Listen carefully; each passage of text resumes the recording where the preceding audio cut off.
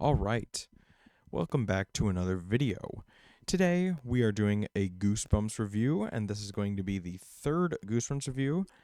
We are going to be reviewing Series 2000, number 14, Jekyll and Heidi.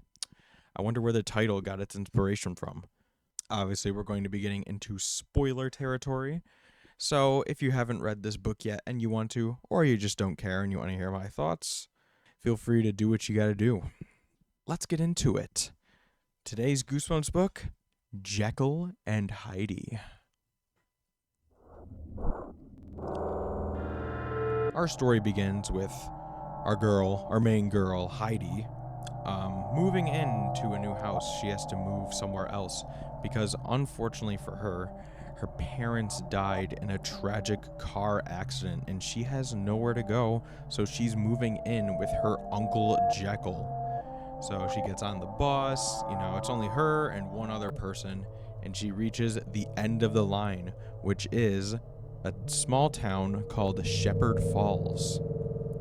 So she's moving in with her uncle, Jekyll, in Shepherd Falls, and Uncle Jekyll also has a daughter named Mariana, and obviously this makes Mariana Heidi's cousin. So she's going to move in with these two, and as soon as she gets off the bus, she doesn't see her Uncle Jekyll anywhere.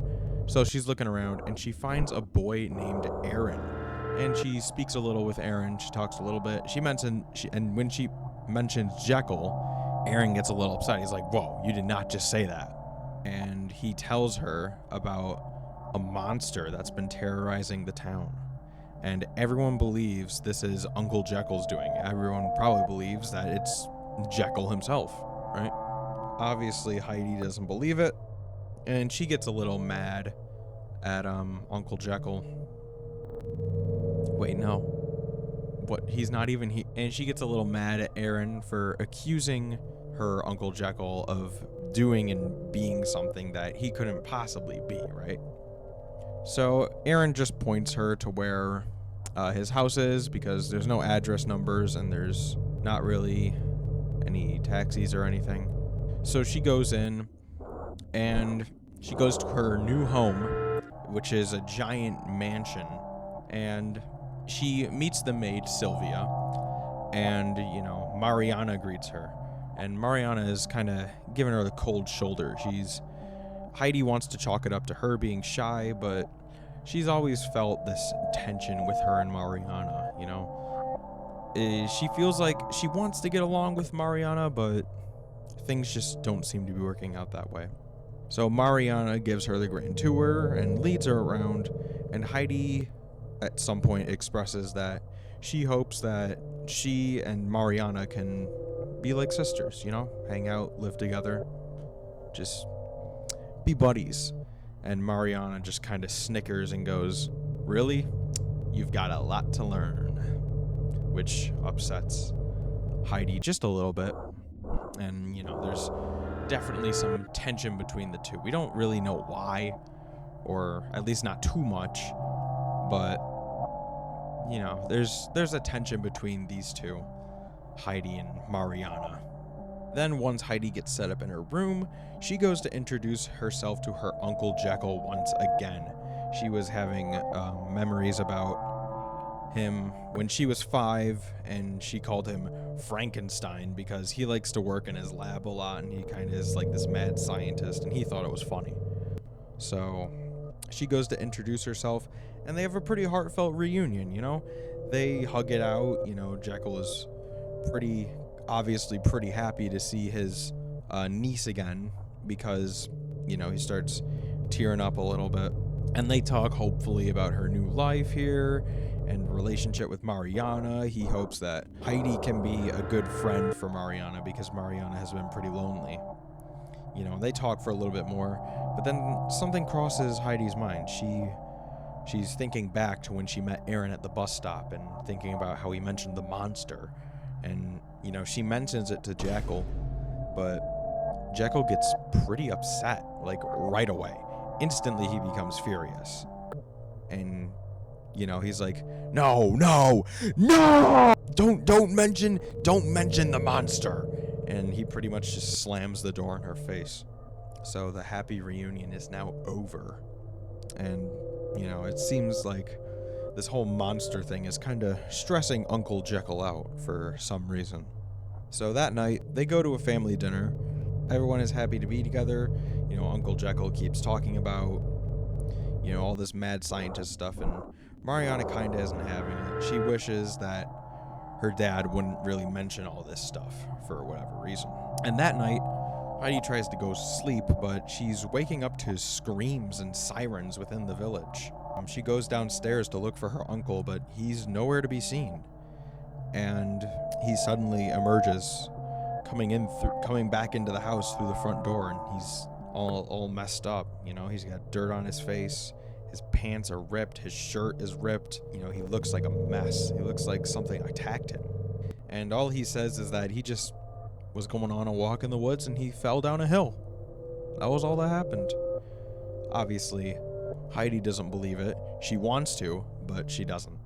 Because, it's quite obvious that something strange is going on here. There's talks of a monster, and the monster is stressing Uncle Jekyll out, and now he comes home looking like, he had a fight, or maybe he transformed, or, whatever. He apologizes to Heidi for the bad first day in this new town, and he tells her not to think so much about things from now on. Tells her to ignore things and just tells her to go on with her life. And this strikes Heidi as odd, because it seems like he's trying to cover up something almost.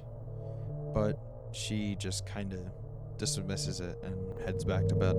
The next day, Heidi wakes up and goes downstairs to an argument between Jekyll and Mariana, with Mariana saying she has no life now because of her dad. She can't have any friends, she can't go anywhere, no one wants to hang out with her, and she can't stand all the lies and the secrets anymore.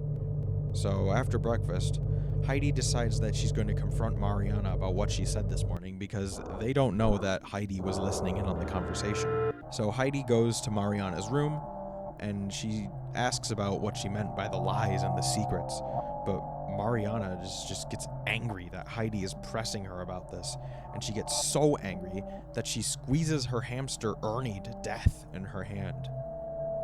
She's holding this hamster. She says it's her best friend in the world, and she gets so angry that she just squishes him. At this point in the story, we're almost to the halfway point, and it's easy to feel lost. There's been a lot of talk of mystery, and some puzzle pieces have been laid out for us, but it seems like only 3 pieces to a 2,000 piece puzzle. We're lost. We don't know what's happening in this story, much like Heidi. And, our minds are, at this point, our reader minds are wandering, and probably just like Heidi's as well. So at this point, Heidi does not feel safe in her house anymore, and she tries to escape. She takes a bike from the garage that she assumes was Mariana's at one point, and, just takes a ride through town. She's enjoying it until she sees destruction and dismay. There are cabin logs scattered throughout backyards, and broken windshields on cars and windows on houses. And up ahead, there's a news van with a bunch of people crowded around. There's a news lady interviewing Aaron, the boy she met at the bus stop. And Heidi squeezes into the crowd to see what all the ruckus is about. And Aaron starts to talk to the woman about the beast in the town.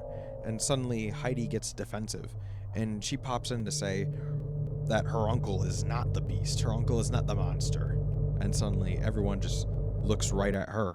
And this makes the townfolk rightfully angry. They'll get upset with her because they mentioned the monster, and she's one of the Jekyll family members. So everyone gets super upset with her, and she's forced to retreat back into the house. And it seems that as she gets there, they're installing phones as well. Heidi tries to use it to call one of her friends, and she starts venting about all the creepy things that happened. But she hears something else on the line. It sounds like Uncle Jekyll is eavesdropping on her. So she goes down to see if she can catch him in the act, and he just smiles at her, asking if she likes the new phone. That night, Heidi goes into her room, where she finds a diary hidden within a secret compartment in her bookshelf. And it just talks about what it's like to become the beast, feed on fear and live with anger. It talks about a lot of that stuff. And Heidi is shocked. She can't believe she found this, but there seems to be no names or dates or anything like that on it. And seeing this, she comes up with a plan. But this plan involves her sneaking into her Uncle Jekyll's lab. She wants to know the truth. So after the next dinner, Heidi leaves the table early and sneaks into Uncle Jekyll's lab, hiding in a locker, and she watches her uncle mix chemicals and drink a couple, and then he becomes a creature and he leaves the lab. Heidi, shocked that she just experienced all this, leaves the locker, but standing in the entryway to the lab is Uncle Jekyll, and he apologizes for what she saw, grabs her, brings her to her room, and locks her in. And all Heidi can do is watch as Uncle Jekyll walks into the village below, and then she can hear the familiar screams and sirens begin again. Heidi wants to get out. She wants to help her uncle stop all this carnage. So she comes up with a plan to escape using the window. She goes through, slides down the gutter, and she runs into town, trying to stop her uncle. There's gunshots ringing all across the town as people try to stop this brown, furred version of her uncle. As soon as it looks at Heidi, it just lunges at her, and it pins her to the ground. But that's when Aaron comes to save the day. Aaron, with a baseball bat in his hand, distracts the monster for long enough for Heidi to get up, but this monster is not defeated so easily. The monster grabs the baseball bat, rips it from his hands, picks him up, and throws him into a pile of flames. Obviously, Heidi is horrified at this sight, but quickly, Aaron comes out of the fire. He's fine. He rolls around in the snow. It's wintertime in the village, so he rolls around in the snow, and he's just fine. You know, this scene goes by, and this scene and the following scenes are pretty frantic and quick, and dialogue is broken up by howls, and it's pretty intense scene. You know, there's gunshots, you know, fire, you know, there's kids being thrown into fires, right? You know, this is classic Goosebumps 2000 stuff. Aaron tells Heidi to run for her life, and all she can do is run past the smashed cars, the broken windows, and fires as she races back to her house, which is soon to be burned down by the angry villagers who can't take any more of this monster and just want to kill it.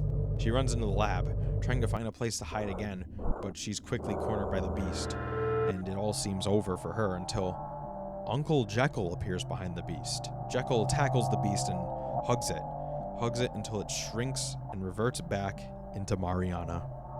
Mariana has been the beast this whole time. One day, when Mariana was just 7 years old, her and Uncle Jekyll's car broke down in the middle of the forest, and she just wandered off, only to return claiming to have been bitten by a mysterious creature. And now she turns into this, and Uncle Jekyll has been trying to make a cure for her ever since. But the villagers still want to burn the house down. They don't care anymore. So the three make their way to the basement where there's a secret passage, but suddenly, Heidi remembers the diary. She wants to go back for it. She wants proof. It's history. So she leaves her Uncle Jekyll and Mariana, runs back up to her room, and grabs the diary. But soon she's met with the angry villagers, and Aaron saves her from being caught up in all the violence, and all she can do is leave the house as it burns to a crisp, leaving her uncle and cousin behind. So Heidi has to stake out in Aaron's kitchen. But soon she remembers that she brought the diary, and she goes to show Aaron the truth. And they discover it's Mariana's diary.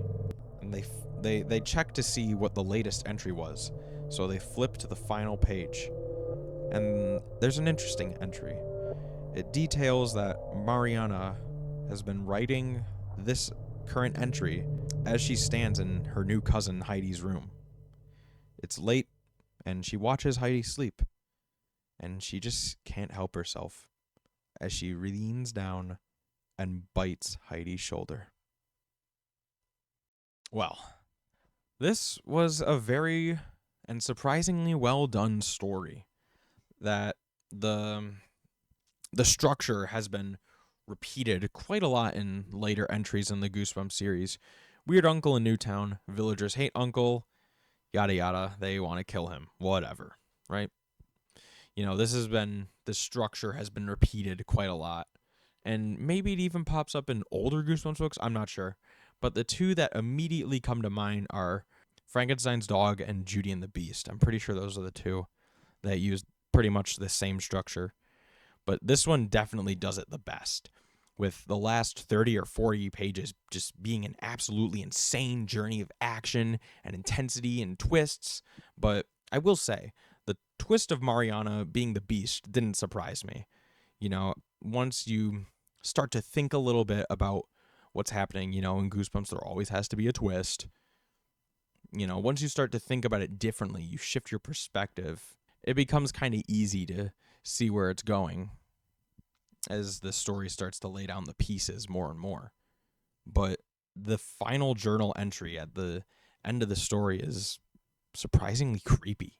Imagining Mariana writing the final entry as she watches her cousin sleep, hiding the journal, and then biting her, obviously insinuating Heidi is now one of these beasts. And I also, one small thing I like about this is that it's not necessarily a twist, right? Like, it kind of is, but it's also just a natural continuation of the story, right? Like, it's not a twist for twist's sake. Like, for example, in A Nightmare on Clown Street, the main character puts on clown makeup, and then he gets home and realizes, he can't rub it off, and now that's his face forever, right? It's not really something of that vein.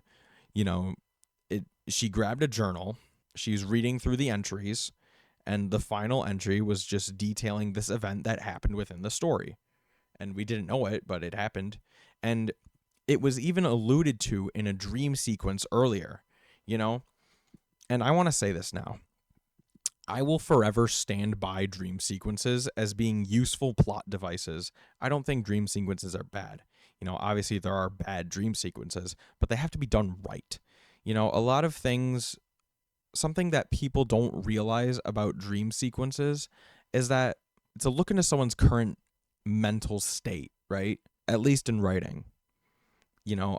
Writers use them as a look into a character's mental state, right? So when we see a dream about Heidi, running for her life from this beast and it bites her, right? We're thinking, immediately that makes us think, oh, she's obviously scared of the monster. She doesn't want the monster to get her, right?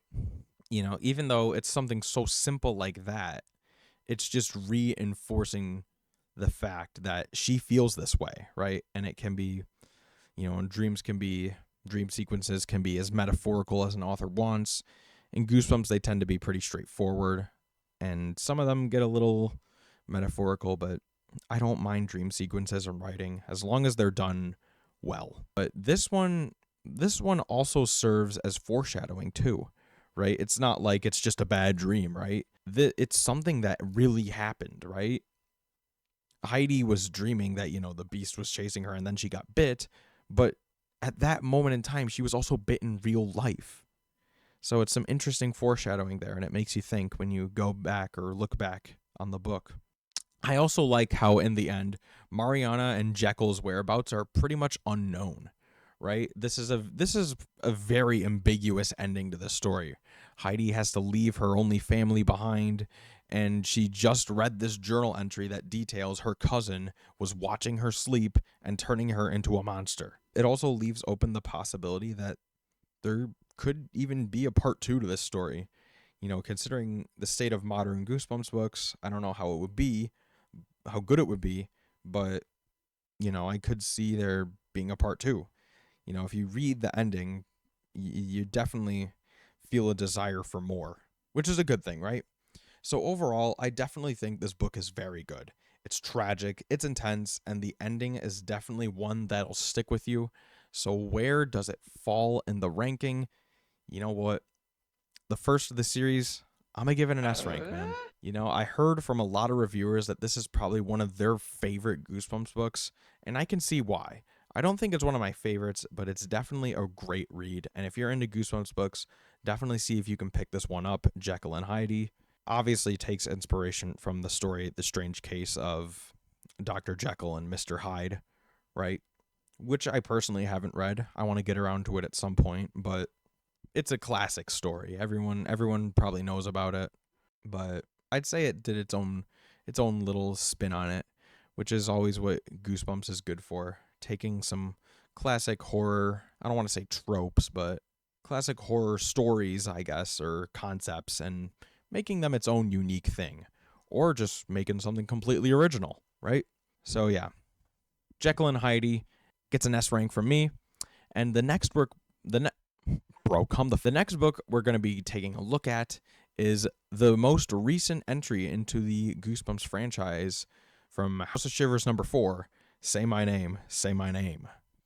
Until then, that has been all. Peace out.